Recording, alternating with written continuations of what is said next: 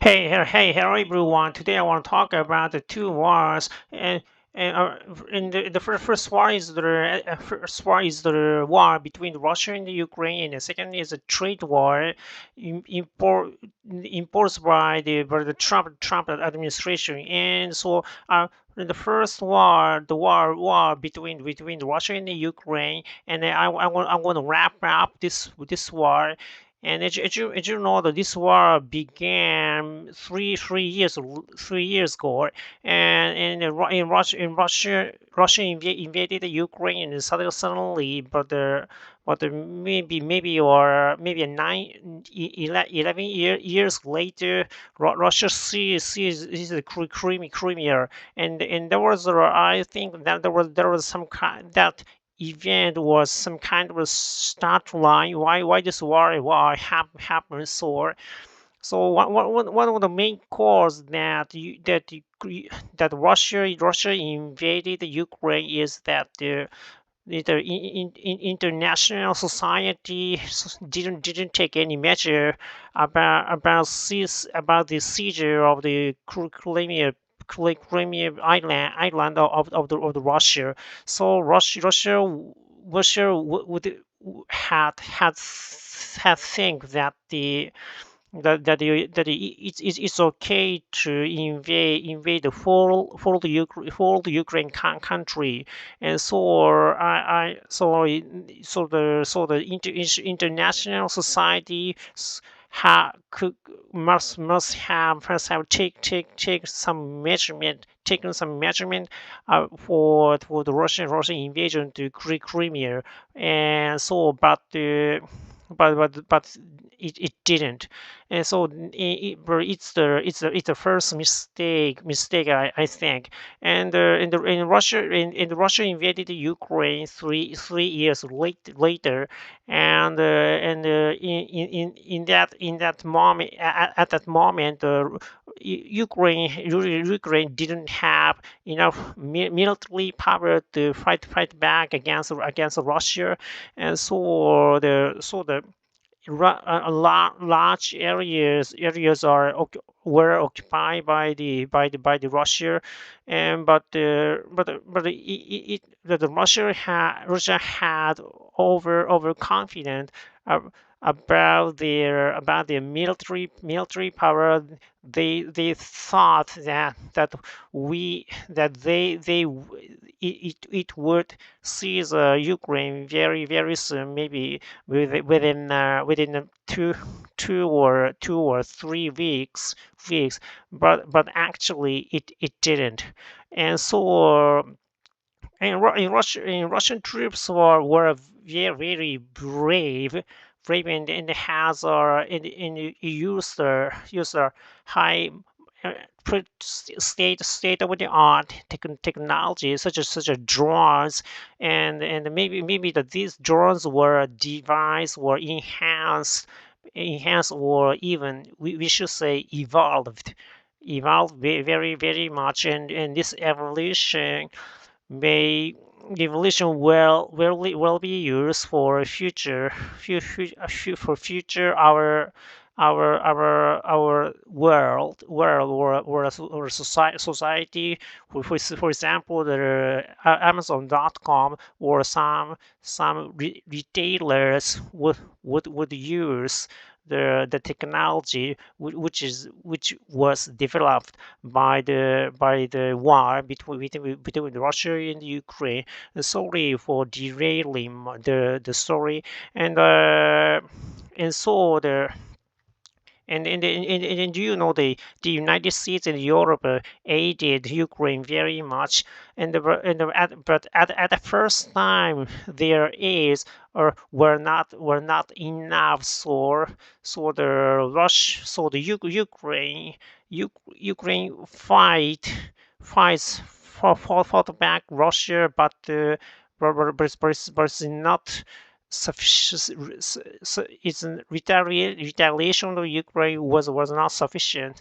So the but but once the Ukraine was seen to be or seen to have some disadvantage against Russia, the aids to Ukraine were became greater, and so the now the power balance between Russia and Ukraine were almost safe, I think.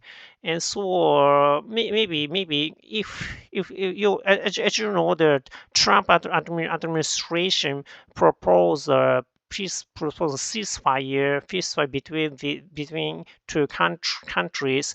And but I think that proposal of ceasefire will ceasefire will not mature, so the war will continue.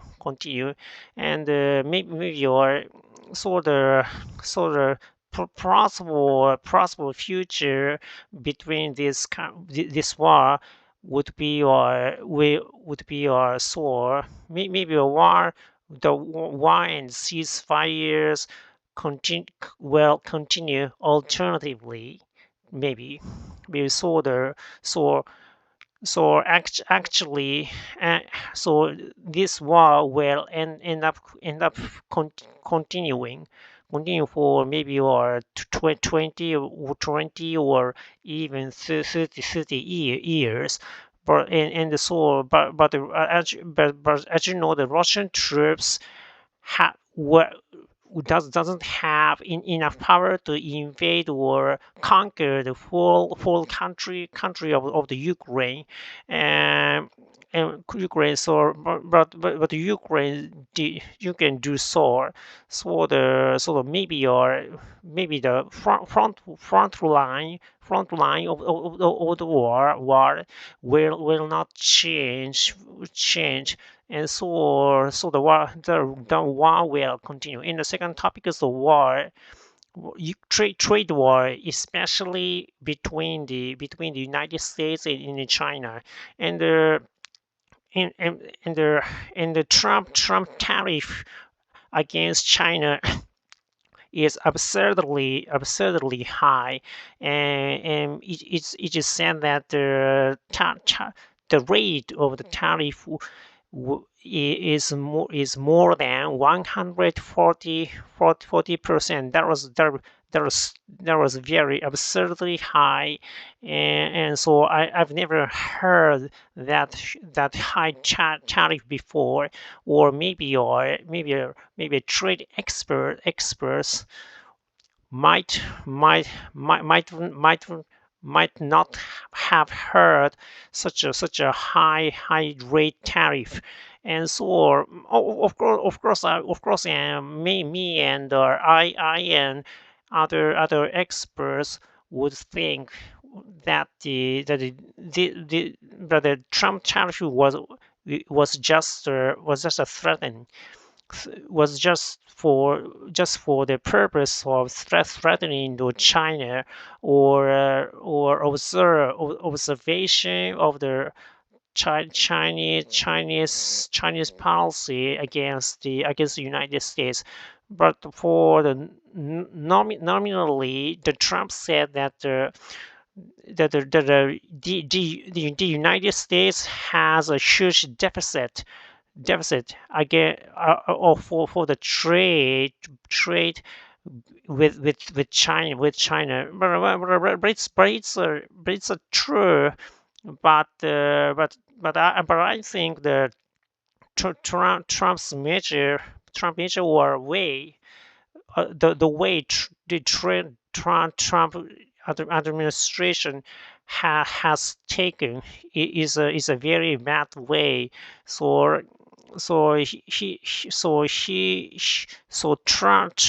Trump like to use the way of threatening the countries. And so it make a country mad, and so this madness might cause the full world uncertain, and that will bring back to our daily life. For example, daily price of the daily goods will go higher, and we will be poorer than before. And I think the Trump tariff fees are it should be stopped immediately. So I want to watch the Trump's tariff for a while. And the next topic is consider your English learning in the long run. And so maybe I will believe that the best way of learning English is you should learn everything in all the English without Japanese at all. And because this way is very natural or mimic the acquiring humans natural acquiring language process. And so I have taken this process through the from the beginning of the studying English in an adulthood. In my adulthood, I became to be able to speak English like native speakers as you are hearing my voice. I'm very glad and have a very confident big confidence of my English speaking skills, especially for the pronunciations. Of course, maybe I might have a good aptitude of in or learning for foreign languages, especially for pronunciation, because I've never or live in foreign countries. And maybe I've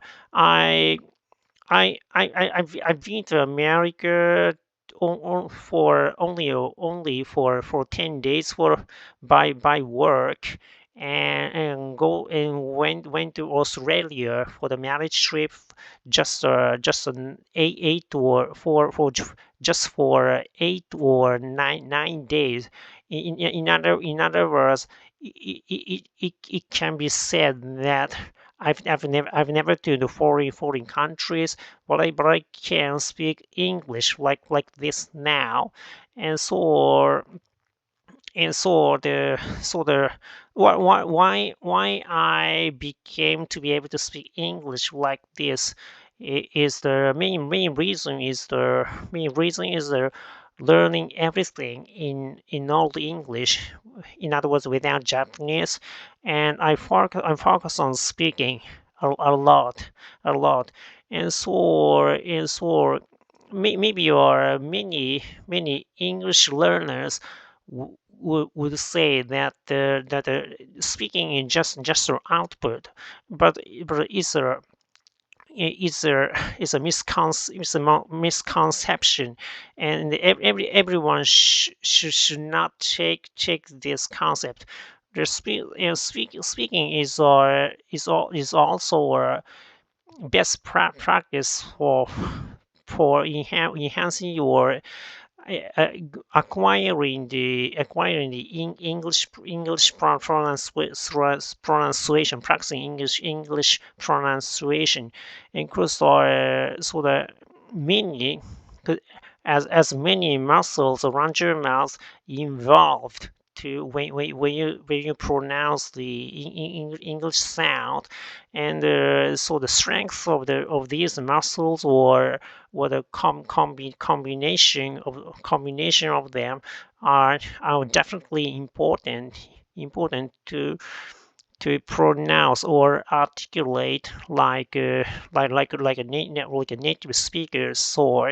And so these processes are so complicated. So you can't learn these processes precisely in some textbook, or some I know some I know some in there is an English business in which for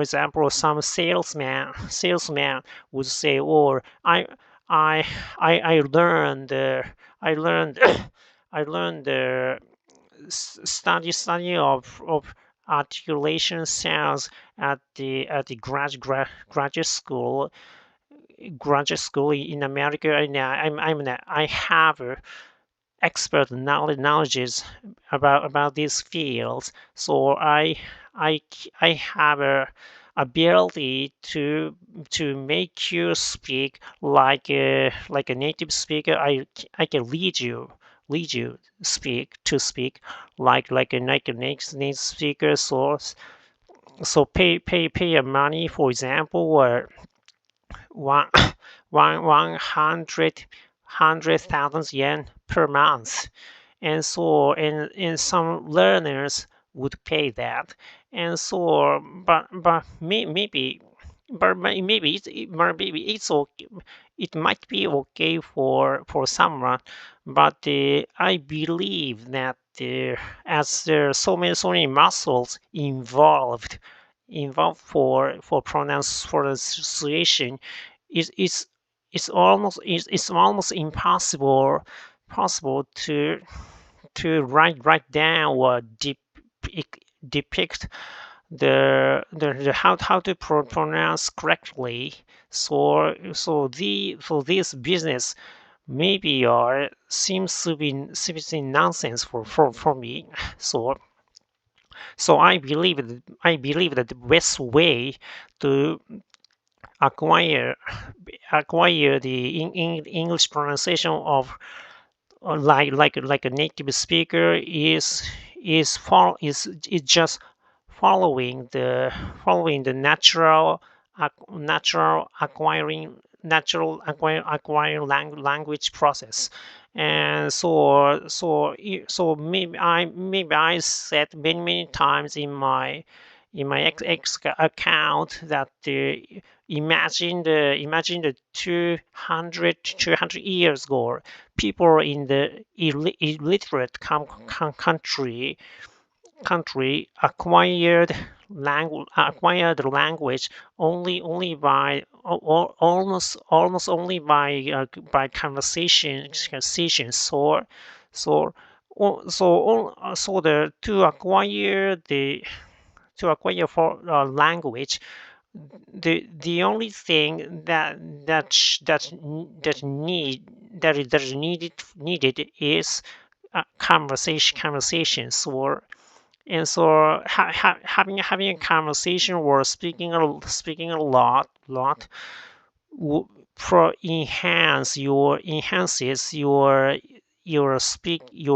in English speak pronunciations naturally. And it is said that the native speakers, English or Japanese native speakers, would need 5 or 6 years to master their pronunciations. So I would say that the 5 or 6 years, you should practice English pronunciation more than 1 hour, speak English more than 1 hour per day for 5 or 6 years. And that is needed to master the English pronunciations for English learners like me or you. And so the next topic is reading. And maybe I have a good faculty of reading because I read all the English magazine Economist, and there maybe many advanced English learners would know that the economics reading economics requires huge vocabularies, and so the no magazine except economics requires so much vocabularies. But I read all after several months when I restarted the reading practice. And so I believe that the mastering reading doesn't require so much time, but the parents who do bilingual education to their sons or daughters lead their kids to read a lot, and I think it's a huge mistake, because and at first speaking, especially fluency is required for reading faster. So let's imagine. For example, American families family when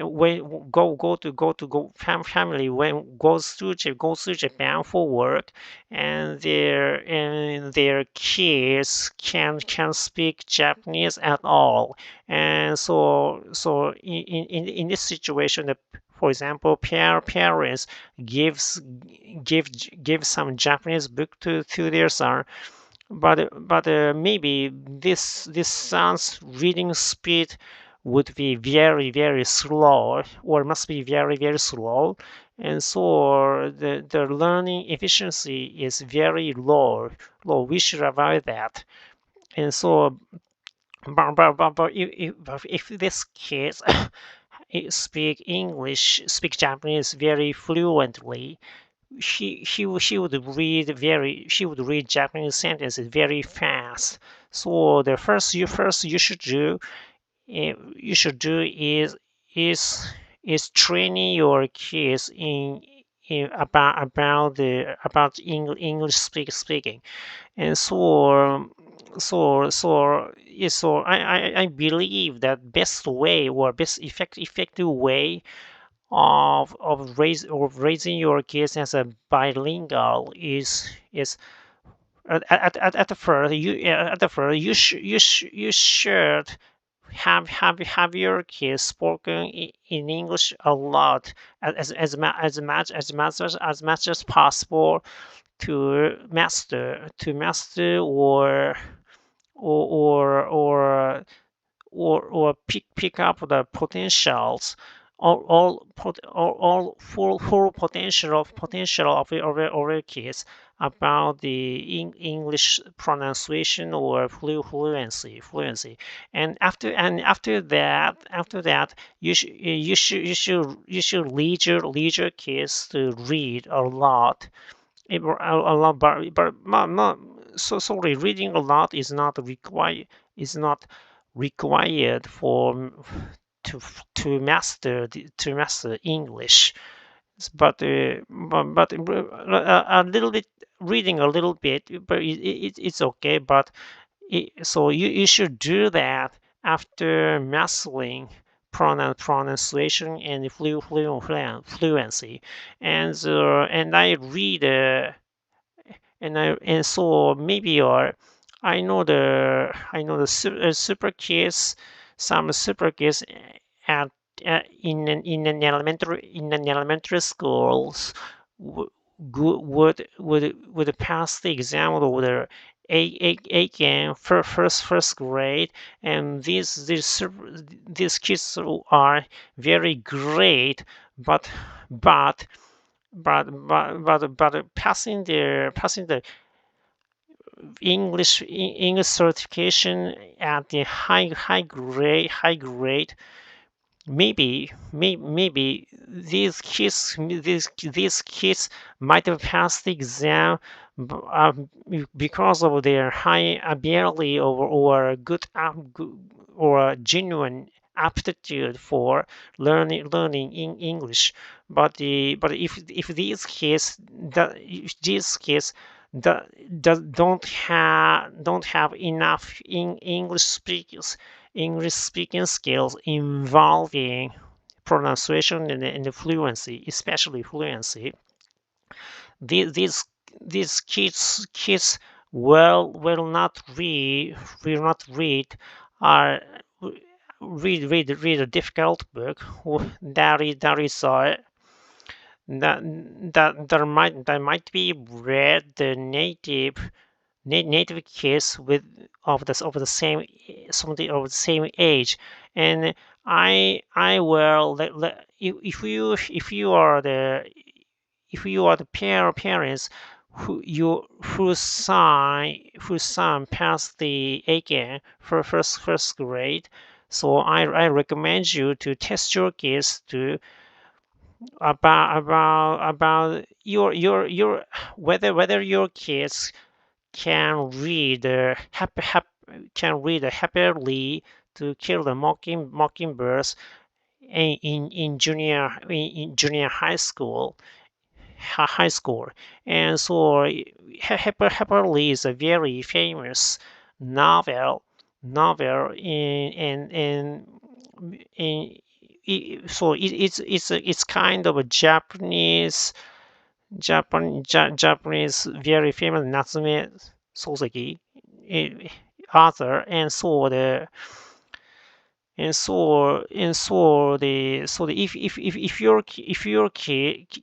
your kids can read this book in the when he or she is a junior high school students, and your kids have English skills that is the same as the native speakers at the same age. But if your kids can't, they don't have. And so I would say that it's almost impossible for kids who pass the egg in first grade at the elementary school don't to read happily to kill the mockingbirds, because it's a very difficult book. And if a kid doesn't have na- especially fluency and the pronunciation skills like a native speaker, and your kids working memory when while reading hangs up, and your kids couldn't understand what the novels says. And to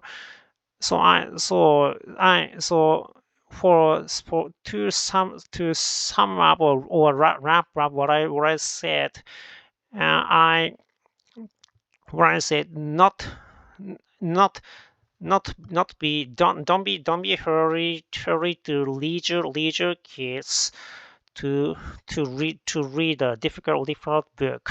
And so in your if you when your kids will go to the elementary school, please focus on the English conversations to enhance the pronunciation and fluency. So today my free talk ends. Thank you for listening.